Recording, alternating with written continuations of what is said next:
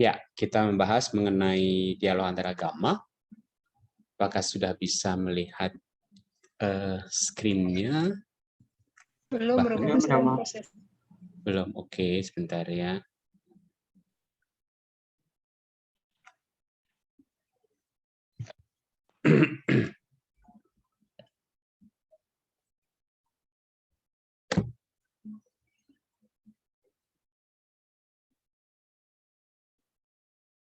Sudah bisa sekarang? Masih belum? Masih belum ya? Oke, sebentar. Kok agak lambatnya sebentar ya.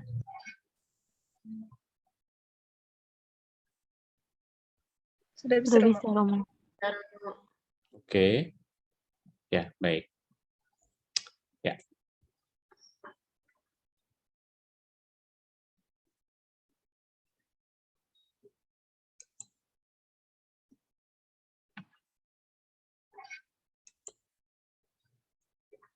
Ya, jadi presentasi ini itu saya beri judul itu ya, wawasan untuk mengembangkan kebinekaan ya. Ya.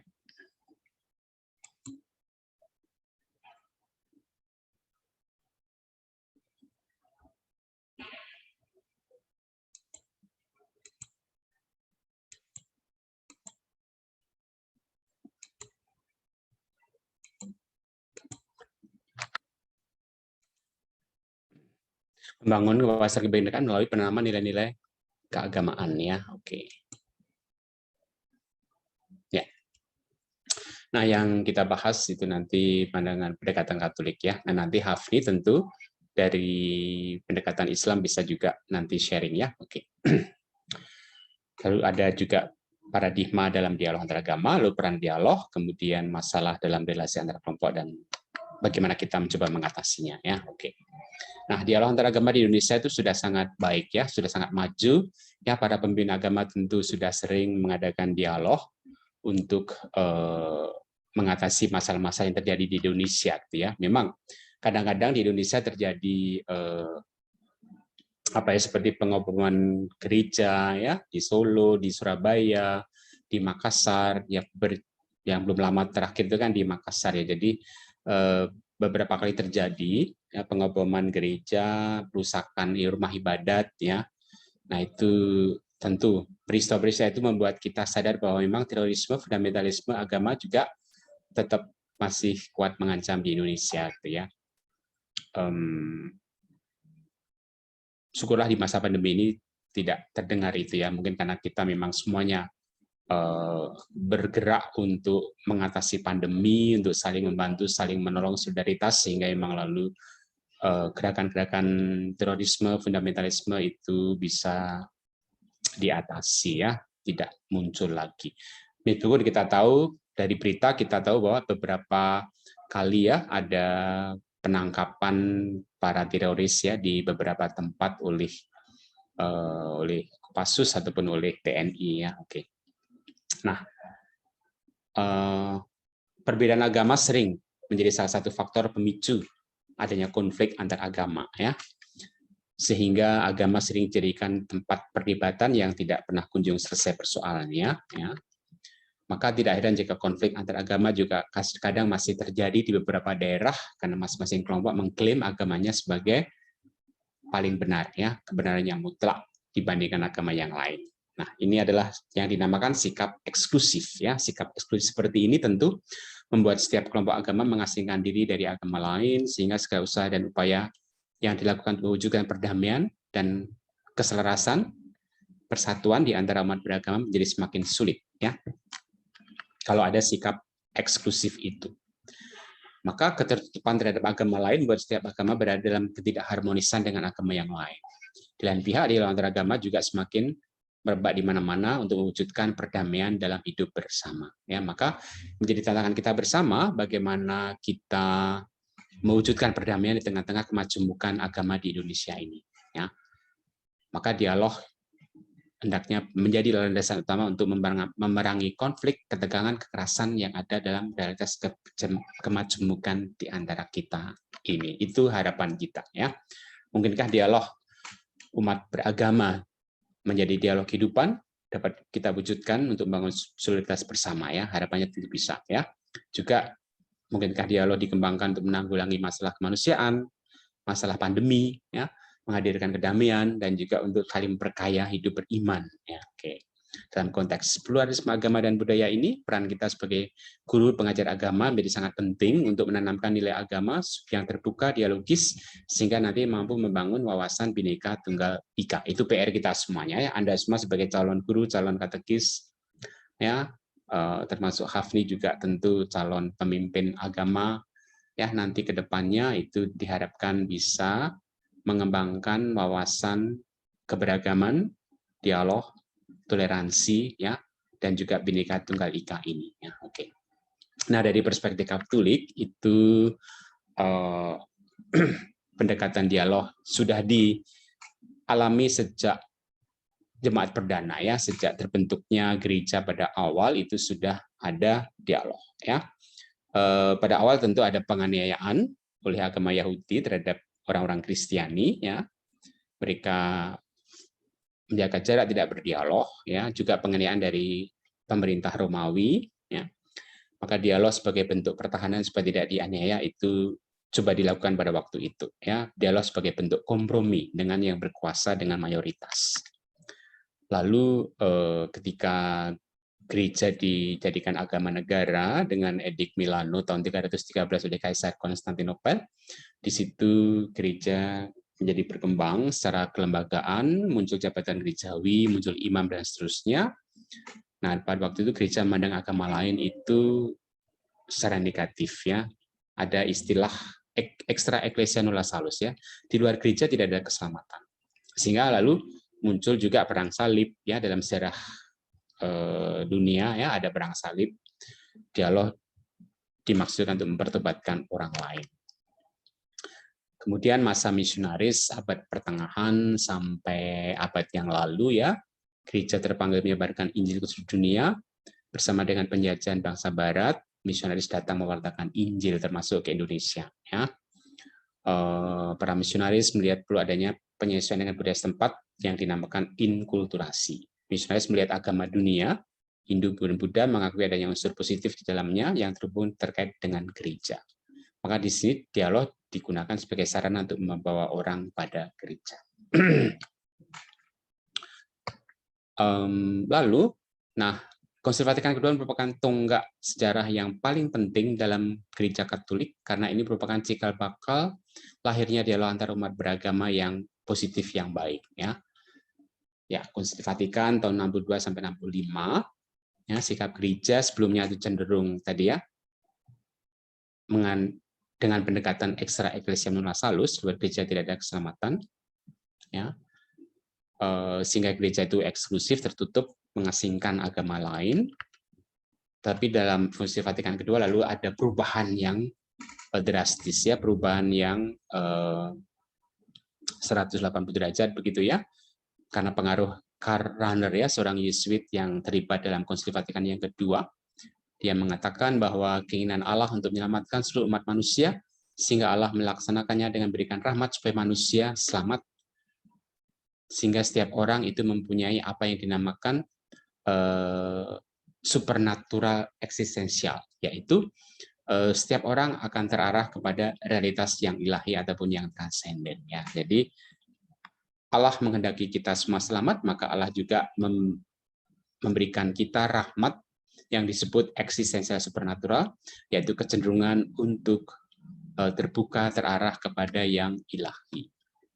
Nah, Konsili Vatikan yang kedua menyerukan adanya dialog dengan agama yang lain dan juga kepercayaan lain, dan itu dirumuskan di dalam dokumen yang dinamakan Nostra Aetate. Ya. Dalam dokumen Nostra Aetate, Konsili mengatakan gereja mendorong para putranya supaya dengan bijaksana dan penuh kasih berdialog dan bekerja sama dengan penganut agama yang lain, sambil memberikan kesaksian tentang iman dan prihidup Kristiani, mengakui, melihara, dan mengembangkan harta kekayaan rohani dan moral serta nilai-nilai budaya yang terdapat pada mereka. Ya, jadi kita diajak untuk berdialog, bekerja sama dengan semua penganut agama yang lain untuk mengembangkan bersama harta kekayaan rohani, nilai-nilai sosial budaya yang kita miliki masing-masing ya, itu sebagai sarana untuk bisa berdialog, bekerja sama begitu ya. Oke. Kesadaran ini muncul atas dasar itu ya. Pertama, Konsil Vatikan mengubah paradigma Ecclesia Universalis dengan mengatakan bahwa keselamatan juga mungkin bagi agama yang lain. Jadi sudah ditinggalkan kepercayaan bahwa di luar gereja nggak ada keselamatan, ditinggalkan. Lalu gereja mengakui bahwa keselamatan juga ada di dalam agama-agama yang lain. Lalu yang kedua, Konsili mengakui bahwa dalam tradisi keagamaan Kristiani, dalam agama yang lain itu terdapat unsur yang benar dan baik, unsur religius dan manusiawi, benih-benih kontemplasi, unsur kebenaran dan rahmat, benih sabda, sinar kebenaran yang menerangi semua orang. Jadi dalam agama lain, gereja mengakui bahwa ada banyak unsur yang baik dan benar yang membawa orang kepada Tuhan. Ya. Konsili Vatikan juga mengatakan bahwa gereja Katolik tidak menolak apapun yang dalam agama lain itu sebagai benar dan suci. Ya, oke. Nah, ini perkembangan yang sangat bagus abad lalu, tahun 62-65 itu ya, sehingga lalu gereja mulai mengadakan dialog dengan orang beragama lain. Singkatnya, Konsili Vatikan membuka pintu selebar-lebarnya bagi perkembangan dialog dengan agama lain supaya sebagai upaya untuk menciptakan agama-agama saling memahami satu sama lain.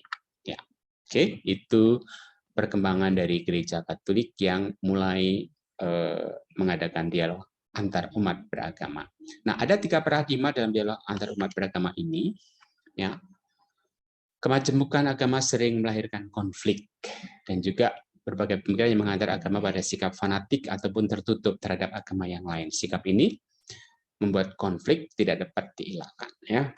Nah, apa yang melatar belakangi munculnya konflik antar agama itu? Ada 3 paradigma, yaitu eksklusivisme, inklusivisme, dan pluralisme. Nah, apa itu eksklusivisme? Nah, eksklusivisme itu adalah paham yang cenderung untuk memisahkan diri dari masyarakat, menjauhkan diri dari mereka, ya, mengasingkan diri, mencegah masuknya, mengecualikan, menutup bagi. Jadi tertutup terhadap yang lain. Singkatnya, eksklusivisme adalah paham yang menutup diri dari agama yang lain dan memandang agamanya sebagai satu-satunya yang paling benar sebagai jalan keselamatan. Agama lain itu tidak benar. Nah, oke, itu sikap eksklusif ya, eksklusivisme. Ada yang ekstrim, ada yang moderat. Yang ekstrim itu hanya agama tertentu saja yang memiliki kebenaran agama lain salah, warganya harus ditobatkan. Sedangkan yang moderat itu hanya dalam agama tertentu terdapat dan terpelihara kebenaran agama secara utuh seperti diwahyukan oleh Tuhan. Oke, ini macam dari eksklusivisme. Eksklusivisme terdapat dalam setiap agama besar di dunia, tapi dengan kadar yang berbeda-beda. Ya, setiap pengaruh agama memiliki iman yang eksklusif, artinya memiliki keyakinan teguh bahwa agamanya inilah yang membawa keselamatan dan bukan yang lain. Dalam agama Katolik, kita meyakini bahwa Yesus sebagai utusan Allah yang membawa keselamatan, dialah jalan kebenaran dan hidup. Tapi sama seperti Yesus, pewartaan akan kabar keselamatan diwujudkan dengan cinta kasih. Oke. Nah, paradigma eksklusivisme dalam setiap agama melahirkan sejumlah konsekuensi yang tidak hanya merusak hubungan antara agama, tapi juga sikap mematahkan dan menghancurkan relasi antar sesama manusia. Sebab sikap yang menganggap agamanya sebagai satu-satunya yang paling benar tidak memungkinkan lahirnya dialog dengan agama yang lain untuk saling mengerti, saling memahami, saling menghargai satu sama lain, karena pengakuan terhadap adanya kebenaran dalam agama yang lain itu jauh dari harapan. Ya, oke. Jadi jelas ya bahwa sikap eksklusif itu menganggap agama lain itu tidak benar. Agamanya sendiri yang paling benar. Akibatnya muncul sikap intoleransi, kesombongan, menghina agama lain. Oke. Itu eksklusivisme. Lalu yang kedua, sikap inklusivisme. Ya. Nah, paradigma inklusivisme dimengerti sebagai paham yang mengatakan bahwa agamanya memiliki kebenaran, tapi juga dalam kelompok yang lain terdapat unsur kebenaran. Jadi agama lain pun juga mempunyai kebenaran. Tampaknya paham inklusivisme menghadirkan sebuah pemahaman universal dengan mengakui adanya kebenaran dan juga dalam agama-agama yang lain. Nah, pada pandangan Katolik itu manusia diselamatkan hanya melalui Kristus, tapi Allah juga ingin menyelamatkan semua orang. Maka orang yang tidak mengenal Kristus dapat diselamatkan dan melalui agama bukan Kristiani tanpa mereka menyadari diselamatkan oleh Kristus. Jadi mereka juga akan diselamatkan. Ya, oke. Nah, ini disebut anonimus Kristen. Jadi Kristen anonim, gitu ya. Jadi diselamatkan melalui agama masing-masing. Inklusivisme dapat ditemukan dalam ajaran gereja di Lumen Gentium artikel 15. Pengakuan akan adanya kebenaran dari agama yang lain bukan sebuah pengakuan yang lengkap dan ataupun penuh, melainkan pengakuan yang parsial. Raimundo Panikkar, tokoh dialog antar agama, mengatakan paham inklusivistik mengandung konsekuensi melahirkan sikap kesombongan karena kelompok itu sendiri menganggap yang memiliki sikap toleransi sedangkan yang lainnya tidak. Ya, oke, ini bahaya dari inklusivistik tetap ada, yaitu tetap menjadi sombong, merasa bahwa dia yang punya sikap toleransi itu. Ya. Ada dua tipe inklusivisme. Tipe pertama itu fulfillment, pengenapan. Dalam paham ini agama lain akan digenapi dalam agama Katolik, sama seperti Kristus yang tidak meniadakan hukum Taurat tapi menggenapinya. Lalu tipe kedua itu preparatory, persiapan. Dalam paham ini agama lain hanya persiapan bagi datangnya agama yang utama yaitu Katolik. Dalam paham ini agama lain dipandang memiliki nilai yang serupa dengan agama Katolik. Oke. Nah, lalu sikap yang ketiga itu adalah pluralisme. Pluralisme agama merupakan paham yang mengakui bahwa semua kelompok agama memiliki ajaran dan praktek religius yang sah, yang benar. Maka kelompok tersebut memiliki ajaran yang sah dan valid, maka paham ini menekankan kesetaraan hak semua agama untuk mengungkapkan diri sebagai jalan keselamatan ataupun pemilik kebenaran. Jadi, menurut pandangan pluralisme itu semua agama itu sama, merupakan jalan keselamatan, jalan kepada Tuhan. Ya, dalam iman Katolik, pluralisme agama menunjukkan bahwa Allah sesungguhnya sudah berkarya di dunia untuk menyelamatkan manusia. Yesus adalah salah satu di antara para utusan. Ya, oke. Roh Kudus berkarya di dalam semua agama, begitu. Nah, seorang teolog Paul Nitter mengatakan pengakuan kesetaraan hak dalam agama-agama pertama-tama bukan untuk merealisasikan bahwa semua agama itu punya kebenaran yang sama dan baik, melainkan pengakuan kesetaraan hak dalam level dialog. Ya, jadi kita sama-sama setara sehingga kita bisa berdialog. Artinya dengan cara seperti ini agama-agama yang berbeda dimungkinkan untuk merealisasikan diri dalam melahirkan dialog untuk mencapai sebuah pemahaman dalam realitas perbedaan yang ada dalam setiap agama. Ya. Dengan cara seperti ini, mustahil setiap agama berada dalam posisi ketidakmengertian antara satu sama lain. Jadi mestinya bisa saling memahami satu sama lain. Pluralisme tidak menyatakan semua agama, bahwa semua agama sama, tapi sikap ini merupakan sikap terbuka, ya.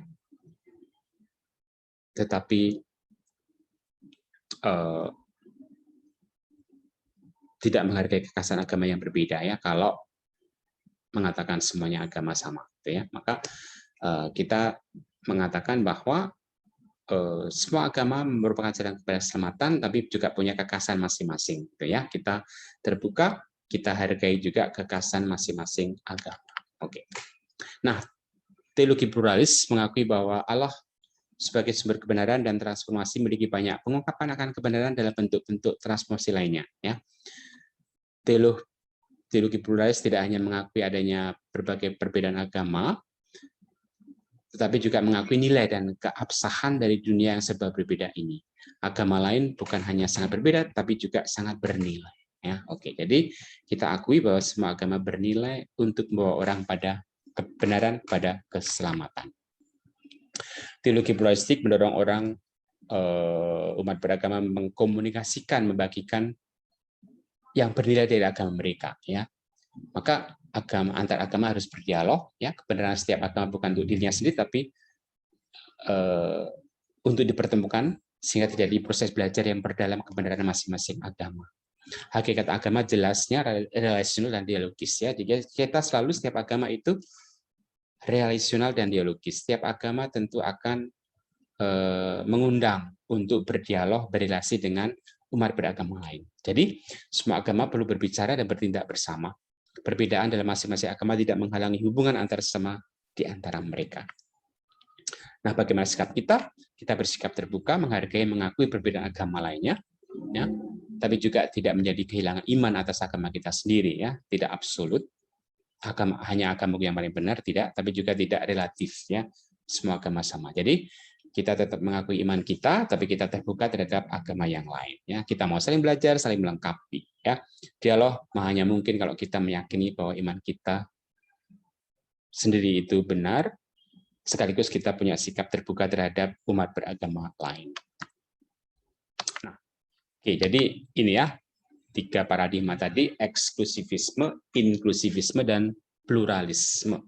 Ya, jadi kita di sini antara eksklusivisme dan inklusivisme itu lalu ada yang sama, begitu pluralisme ada yang sama, sehingga lalu ada, nah di sini ada titik temunya di sini, gitu ya. Oke.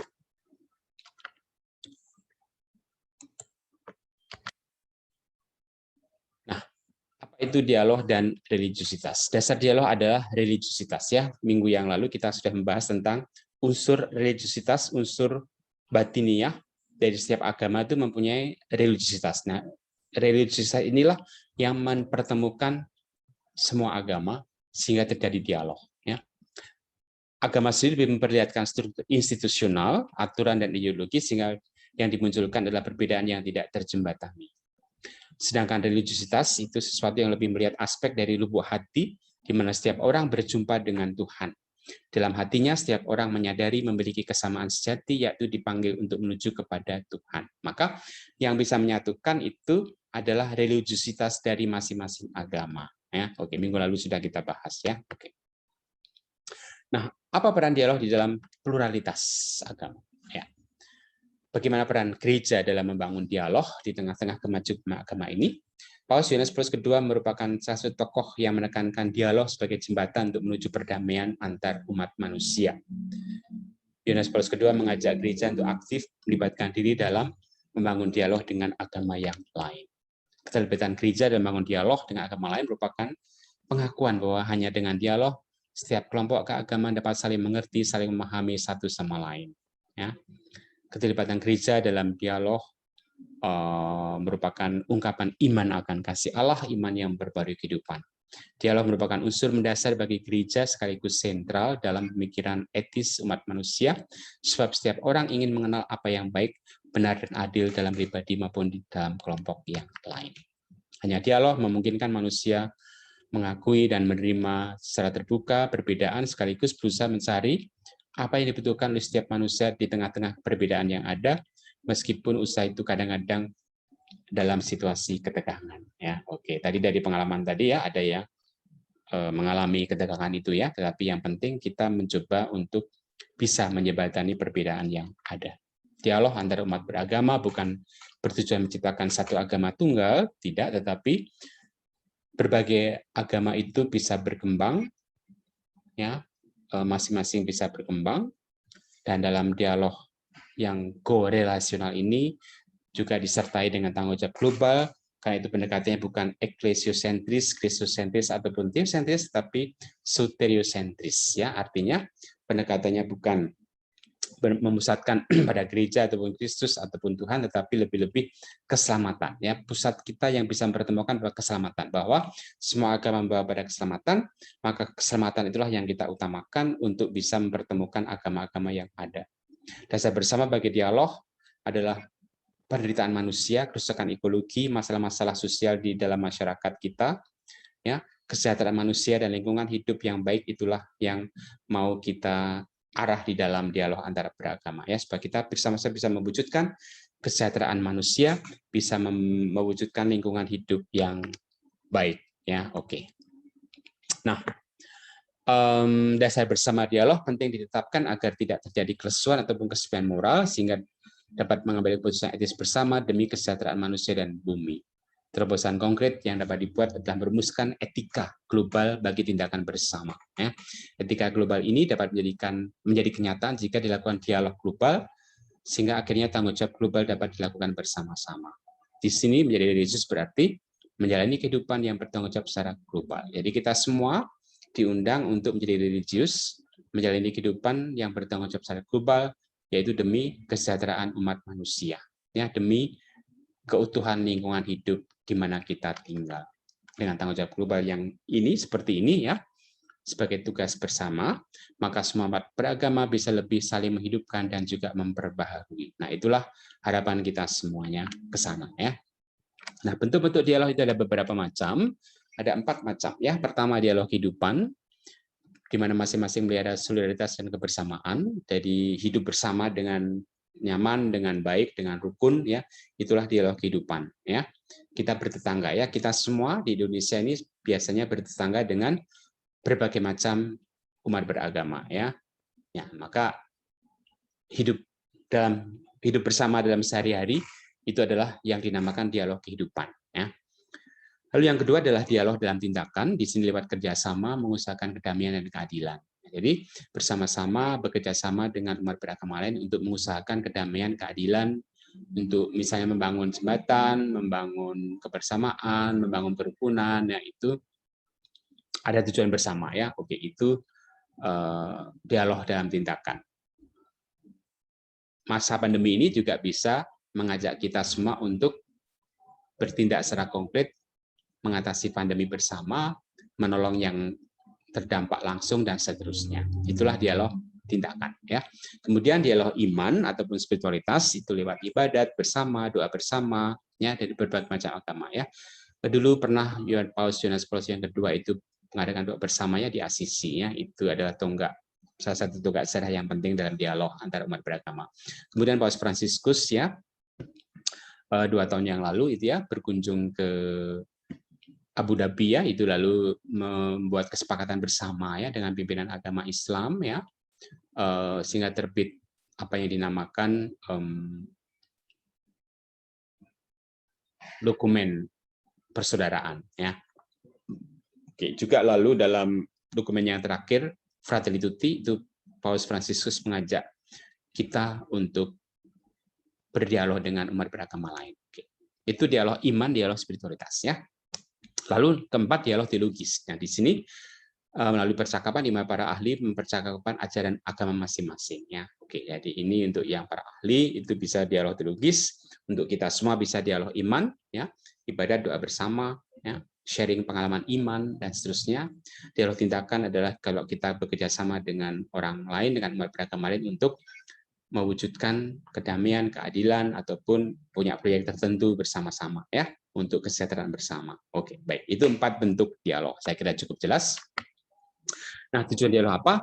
Yaitu untuk memupuk persaudaraan lintas agama, merayakan bersama hari raya agama dan nasional, menghindari sikap intoleran, mencegah konflik, ya, mengupayakan keadilan sosial dengan merancang berbagai macam pendekatan konstruktif terhadap masalah-masalah sosial. Jadi, ketika ada masalah sosial, kita hadapi bersama-sama, kita usahakan bersama untuk terjadi keadilan. Oke, itu tujuan dialog.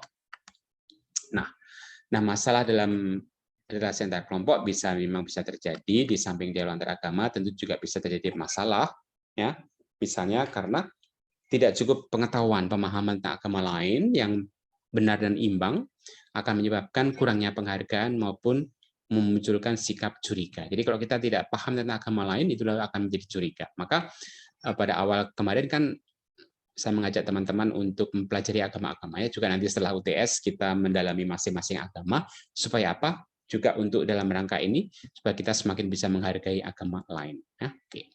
Perbedaan budaya karena tingkat pendidikan yang tidak sama, juga masalah bahasa bisa menjadi sumber konflik, ya. Faktor sosial politik itu beban ingatan traumatis dan konflik dalam sejarah juga bisa menjadi sumber konflik, sumber intoleransi, ya. Oke. Pemahaman yang salah mengenai beberapa istilah yang biasa muncul dalam dialog, misalnya pertobatan, pembaptisan, dan seterusnya, itu juga bisa menjadi penghambat, ya. Merasa diri cukup dan paling sempurna sehingga memunculkan sikap defensif agresif juga bisa, ya. Kurang yakin terhadap nilai dialog antar agama, ya. Semua orang menganggap sebagai tugas para ahli saja, bukan tugas kita umat, gitu, ya. Melihat dialog sebagai tanda kelemahan ataupun pengkhianatan iman, ya. Juga kecenderungan berpolemik bila mengungkapkan keyakinan gagasan. Nah, ini tentu lalu menjadi penghambat dalam dialog. Permasalahan zaman sekarang, materialisme, sekularisme, acuh tak acuh dalam hidup beragama, ya,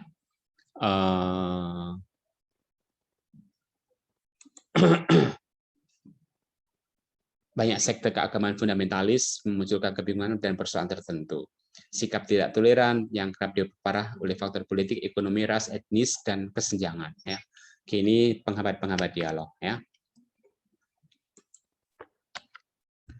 Nah, sebagai simpulan, bisa kita katakan dalam era globalisasi ini, agama-agama tetap memainkan peran penting agar masyarakat tidak hanyut dalam arus fundamentalisme dan liberalisme, karena keduanya tidak peduli dengan eksistensi orang lain.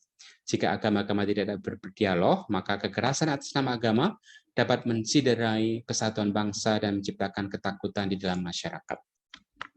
Pluralisme agama menjadikan dikotomi mayoritas-minoritas tidak relevan lagi, sebab semua umat beragama berpotensi sama baiknya untuk membangun kehidupan bersama secara damai dalam bingkai berbagai keberagaman dalam kesatuan Bhinneka Tunggal Ika. Ya, menjadi tugas kita bersama untuk menerangkan dan menjalankan terus-menerus dialog sejati supaya perdamaian juga semakin bisa dirasakan di dalam masyarakat kita ini. Baik. Nah, ini ada pertanyaan diskusi. Kita bisa diskusi sebentar, juga sharing ya, apa makna dialog antara beragama, apa hambatan dan tantangannya, juga cara dan usaha apa untuk bisa mengatasi hambatan dan tantangan itu supaya bisa mengembangkan dialog dengan lebih baik lagi. Baik. Oke, untuk sementara cukup itu dulu. Nah, kita coba renungkan sejenak ini ya. Makna dialog, hambatan dan tantangannya apa, dan usaha untuk mengatasi tantangannya itu apa. Nanti silahkan bisa kita diskusikan bersama. Oke, baik. Ya. Nah, itu dulu. Nah, sekarang kita bisa. Beberapa pertanyaan. Yang pertama. Oke, silahkan. Apa manfaat dari adanya dialog antar agama? Kalau menurut Hafni, dengan adanya dialog antar agama, itu kita bisa meningkatkan sikap toleransi kita dalam kehidupan sehari-hari. Entah itu dalam hal kita memandang akidahnya. Sebentar Bapak, maaf.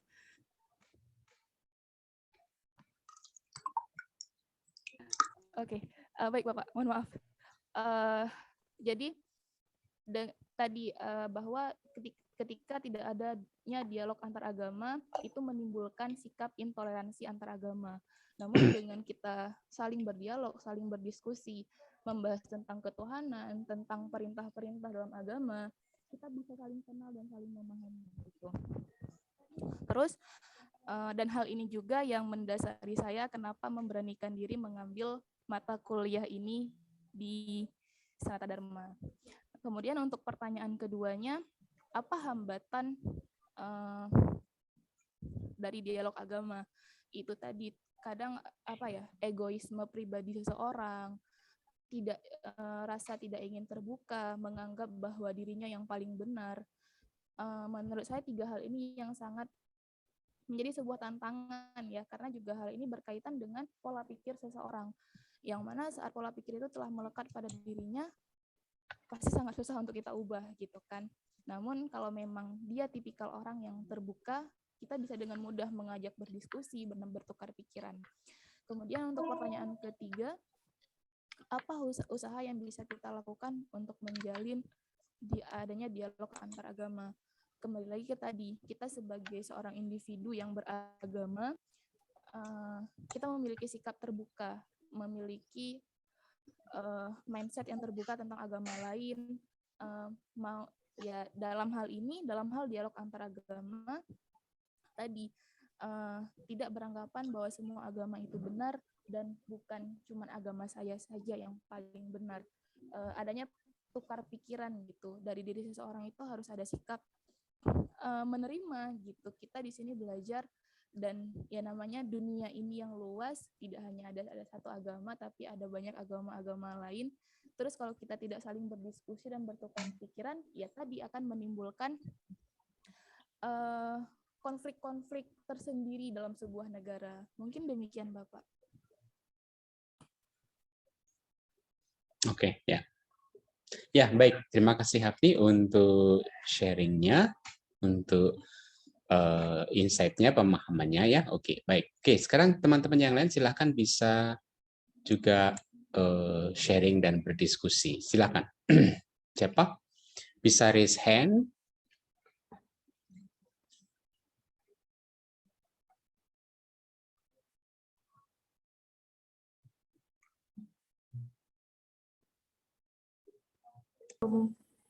Oh, oke, Suster Yuan. Oke, ya.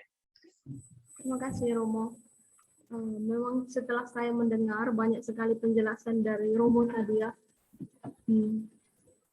memang sangat penting sekali dialog antar agama itu, terutama kebetulan teman saya adalah Muslim. Dari kecil kami sudah bersahabat. Juga sekarang ini abang ipar saya, suami kakak saya adalah seorang Muslim. Jadi awalnya datang ke rumah memang sangat cuek ya, dengan kurang menerima kami. Tetapi setelah adanya dialog, selalu bercerita bagaimana tentang agama mereka, agama Muslim. Saya juga menceritakan bagaimana Tuhan, bagaimana Yesus Kristus yang menyelamatkan manusia. Jadi kami sudah semakin akrab, semakin saling menerima satu sama lain.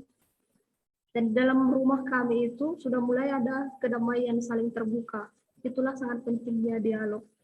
Dan yang kedua, dengan sahabat saya, dari kecil memang kami berbeda agama. Dari sejak awal kami sudah bersahabat. Jadi dengan saling menerima, saling menceritakan bagaimana Allah itu sangat baik, bagaimana dia selalu menemani saya ke gereja, saya juga sering menemani dia ke masjid. Jadi dengan begitu, persahabatan kami semakin akrab. Itulah yang saya alami. Lalu yang menjadi pertanyaan saya, Romo, tentang apa tadi, salus, tidak ada keselamatan. Ya, extra ecclesia nulla salus. Iya, begitu. Jadi yang saya pahami, Romo, memang belum terlalu paham saya tentang dokumen gereja. Tetapi apakah kalau sudah ada tentang dokumen itu, masih bisakah dihapuskan atau tidak dipakai lagi, begitu Romo? Tadi kan yang saya dengar sudah tidak ada lagi. Memang sudah kita tinggalkan ya pandangan itu. Ya. Terima kasih Romo. Oke, ya baik. Ya, jadi extra ecclesiam nulla salus itu artinya di luar gereja tidak ada keselamatan, itu pandangan dulu ya. Tapi kemudian sejak Vatikan yang kedua tadi ya, sejak tahun 60 ya, 60-an itu lalu pandangan itu ditinggalkan dan kita mulai menghargai agama lain ya. Oke. Oke, terima kasih Suster Yohan. Lindung silahkan. Oke, terima kasih Romo. Jadi kayak pengalamannya juga di Serawung, Jogja itu sama halnya kayak di keluarga sendiri, Mo. Jadi kayak di keluarga sendiri kan juga dari Muslim ada, Buddha ada, Hindu mungkin ada, terus Muslim, Katolik, Kristen juga ada. Jadi satu darah, satu kayak keturunan gitu tuh pluralisme semua. Mo. Jadi ya itu kayak istilahnya buat malah bersyukur gitu loh, Mo. Bersyukur kalau punya saudara yang seperti itu. Jadi kayak misal kita tuh ya kita makhluk sosial ya, Mo. Jadi harus mau berteman dan mau berkumpul dengan siapapun. Lagian juga itu gimana ya, hanya berbeda keyakinan dong, nggak kayak terus dia gerombol sendiri, terus ini gerombol sendiri gitu loh, Mo. Jadi ya sharing-sharing dari mereka tuh kita jadi kayak, kan misal nih kepo, weh kok di Muslim kayak gini, di Hindu kayak gini, di Buddha kayak gini. Terus dengan adanya mereka itu kayak hati lindung kayak oh gitu. Jadi kayak kayak lega gitu loh, tahu jawaban atas kepoan lindung kayak gitu, Mo. Juga ya gimana ya, ya ayem gitu loh kalau ngobrol sama mereka beda agama, terus tentrem, ayem, ya seneng gitulah, Mo. Oke, ya. Baik, terima kasih Lindo. Oke, silahkan. Ada lagi pengalaman lain? Saya Romo. Yohana, Rafaelita, silakan. Ya. Sebelumnya maaf karena on cam, soalnya takut putus-putus. Ya, oke, baik. Kalau menurut saya berdialog antar agama itu sangat penting, Romo, karena bisa memupuk rasa toleransi dan mengerti kepercayaan orang lain. Karena sepengalaman saya waktu itu ada kegiatan dari OMK untuk berdialog agama di suatu daerah di kota saya. Di situ ada agama Katolik, Protestan, Buddha, dan Kejawen. Tetapi selain 6 agama yang diakui itu, yaitu Kejawen itu kayak tertutup gitu, Romo. Kalau yang lainnya tuh bisa berdialog dengan terbuka dan enak aja gitu. Tapi kalau yang Kejawen itu tertutup. Nah, saya di situ berpikir kalau mungkin mereka juga memiliki rasa takut atau sedikit kurang percaya karena belum diakui waktu itu. Jadi menurut saya dialog agama ini memang sangat penting karena untuk keterbukaan setiap kepercayaan agar tidak ada yang merasa didiskriminasi. Begitu, Romo. Terima kasih. Oke, baik, terima kasih. Oke. Ya, Yohana, jadi memang dialog penting supaya juga kita tidak diskriminasi ya satu sama lain. Oke, baik. Ya, oke, ada lagi silakan.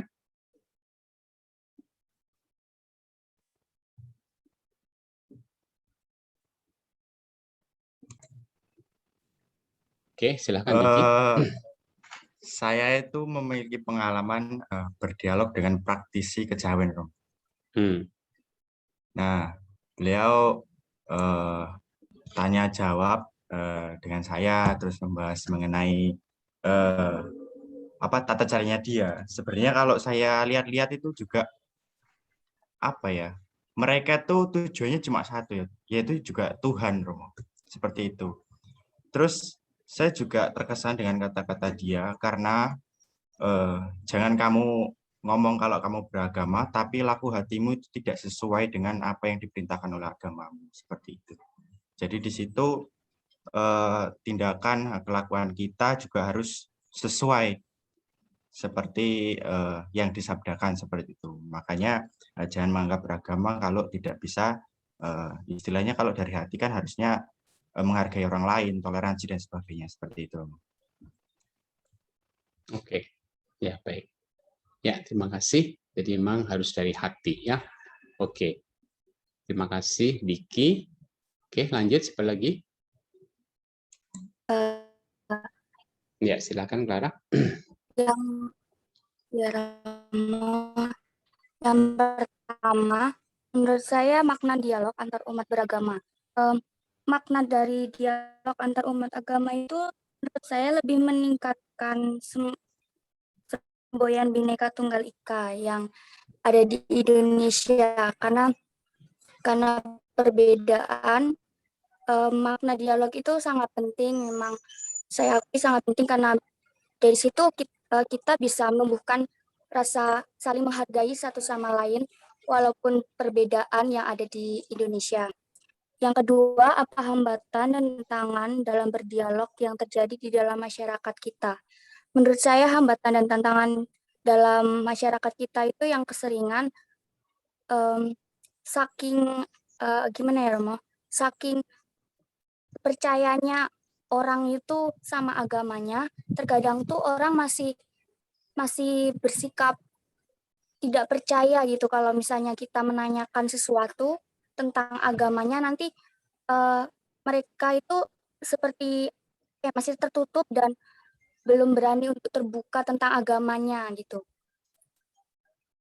Yang ketiga, apa cara dan usaha untuk mengatasi hambatan dan tantangan itu dan untuk mengembangkan dialog antar umat beragama? Ya, menurut saya memang benar ada keuntungannya kalau kita itu mengadakan dialog seperti dialog antar umat beragama itu, karena di situ kan kita bisa bertemu dan berdialog secara langsung dengan banyak umat beragama, dan di situ pasti kita bisa mengetahui satu sama lain di mana agama itu bisa terbuka dan tertutup dan seluk-beluk seluk-beluk tentang agama masing-masing tersebut, Romo. Terima kasih. Oke, baik. Terima kasih, Clara. Ya.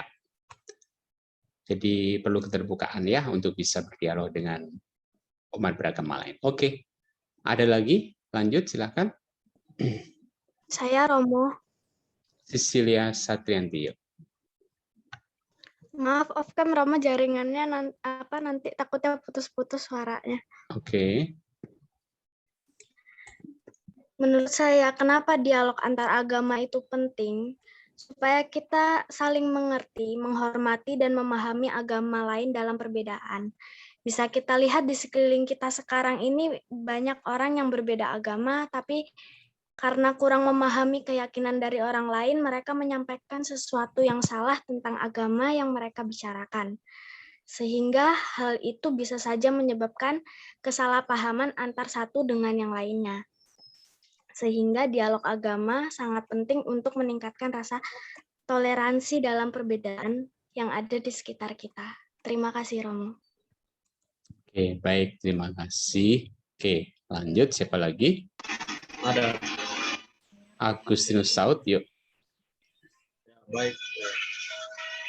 Jadi menurut saya dialog antara agama itu dimana perpaduan antara agama untuk membangun relasi, komunikasi, sehingga persatuan antara agama itu berjalan secara baik.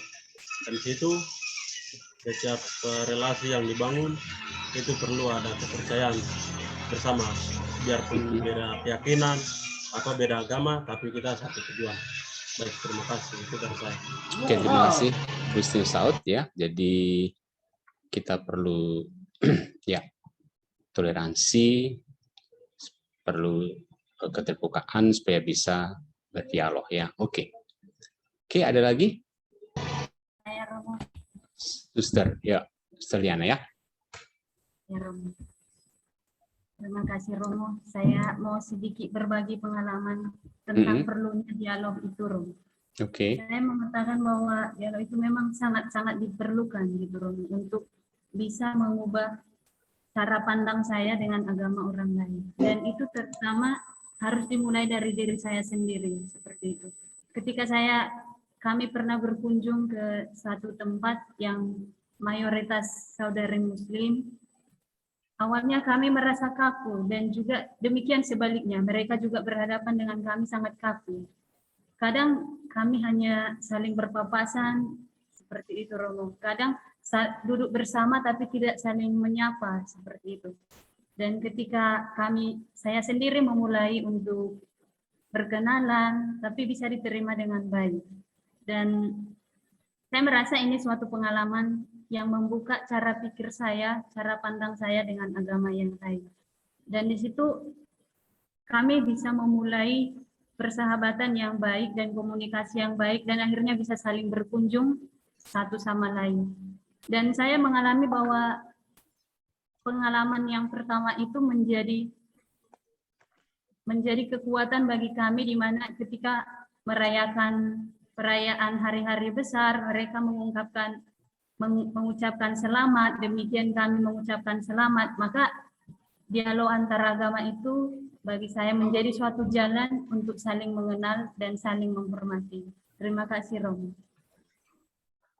Oke, baik. Terima kasih, Suster Liana. Oke, ya, pengalaman yang bagus ya.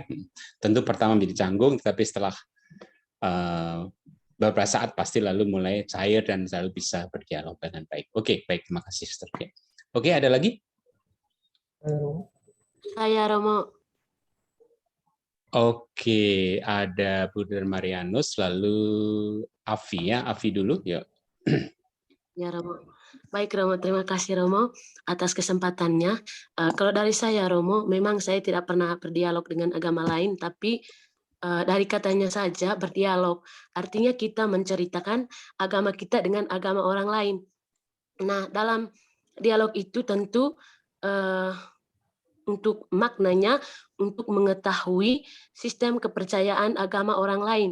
Dan yang kedua, agar tidak terjadinya permasalahan antara agama dan meningkatkan rasa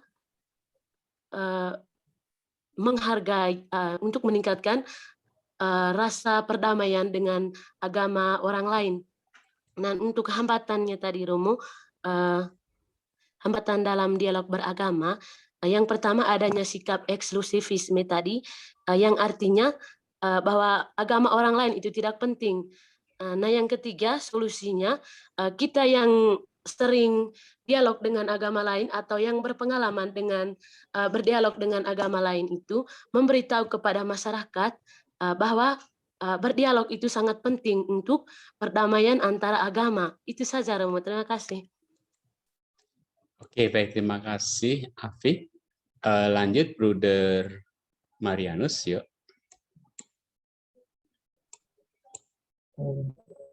Baik, terima kasih Romo. Secara keseluruhan ini saya membuatnya dalam sebuah refleksi pribadi bahwa Tuhan itu sesungguhnya tidak mau dibela oleh manusia. Itu yang saya renungkan. Yang ia kehendaki adalah hidup dalam kasih dan persaudaraan. Namun yang sering terjadi adalah manusia itu saling menunjukkan diri bahwa agama saya itu paling benar dan paling baik. Sehingga yang terjadi itu ya kekacauan di mana-mana. Itu yang Romo. Lalu ya sebagai generasi penerus ya, kita sebagai generasi penerus ya, kedepannya kita harus mendemonstrasikan yang namanya kedamaian. Itu menjadi sesuatu hal yang sangat penting bagi kita, sehingga terjadinya rasa persatuan antar sesama, apapun agamanya. Itu Romo. Terima kasih. Oke, baik ya, baik. Terima kasih, Bruder. Oke, ya. Masih ada lagi?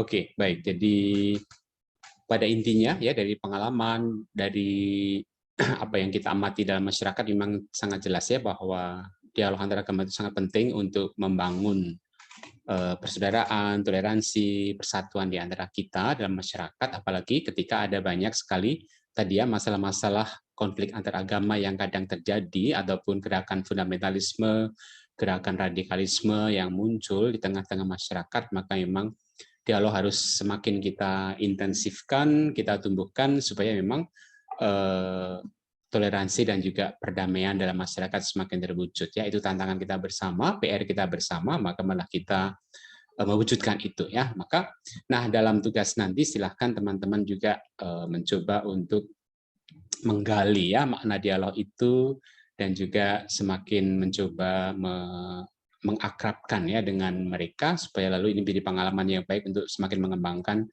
dialog antar umat beragama. Oke, baik. Apakah ada pertanyaan atau tanggapan? Persilahkan. Kan manusia. Membuat agama ini kan manusia ya dengan tentu dengan mempunyai tujuannya masing-masing.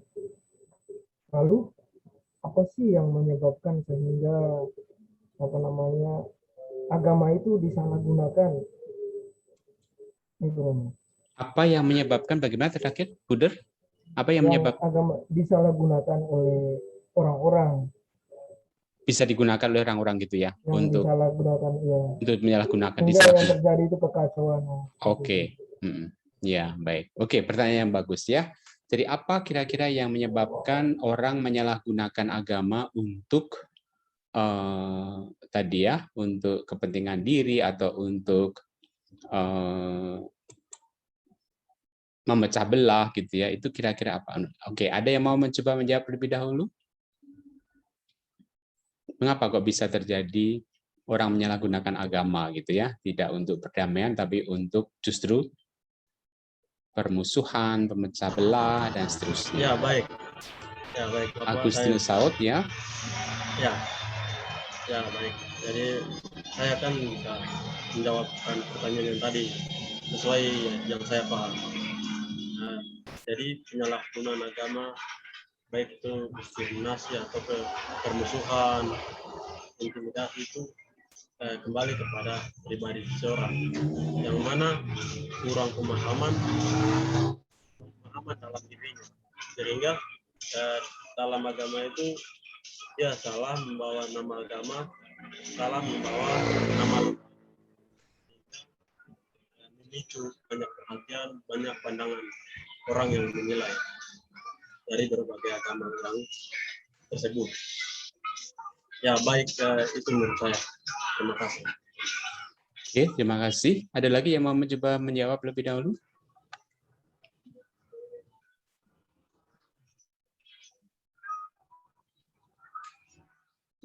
Saya Romo. Buder Amos, ya. Baik, Romo, saya akan mencoba menjawab. Satu hal menurut saya yang paling kentara di zaman ini, kenapa kemudian agama disalahgunakan atau dimanfaatkan adalah bahwa dalam kegiatan politik atau ya politik, agama itu kemudian dimanfaatkan dalam banyak hal, dalam banyak peristiwa kita dapat lihat dengan jelas bahwa kemudian kekuatan agama, karena agama memiliki massa yang banyak, kemudian dimanfaatkan oleh orang-orang politikus. Itu Romo. Kemudian karena masuk dalam dunia politik yang pada dasarnya di dalamnya terjadi pertentangan dan juga perebutan kekuasaan guna mendapatkan keuntungan, maka kemudian umat beragama ini saling dibenturkan. Gitu. Itu yang saya temukan. Terima kasih. Oke, terima kasih Buder Asmos. Ya. Oke, ada lagi? Saya Romo. Yohana, silahkan ya. Kalau menurut saya, bagi beberapa orang agama ini bisa diuangkan atau bisa untuk meraup pundi-pundi uang. Jadi mereka sebisa mungkin untuk mereka dalam agama atau kelompok-kelompok supaya mereka juga bisa meraup uang lebih banyak. Menurut saya begitu. Terima kasih. Oke, baik, terima kasih. Ya, oke, baik. Ada lagi?